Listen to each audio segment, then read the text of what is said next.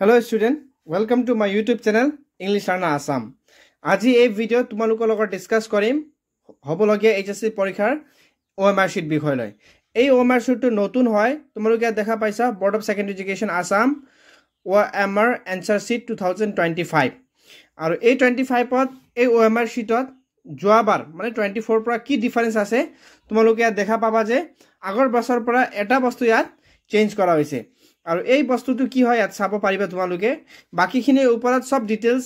exact তেনেকৈ থাকিব ইয়াত এটা সিৰিজ বুলি কোৱা দেখা পাইছে তোমালোকে A B C D লিখা আছে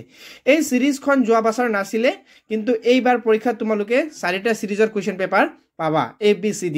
আৰু যোনটো সিৰিজত তোমালোকৰ থাকিব এই সিৰিজত তোমালোকে গোল কৰিব লাগিব বাকিখিনি ঠিক এনেকৈ এজিটি থাকিব আৰু ইয়াত লিখা আছে don't right above the line মানে কিবা বস্তু তুমি একো ইয়াৰ ওপৰত লিখিব নালাগে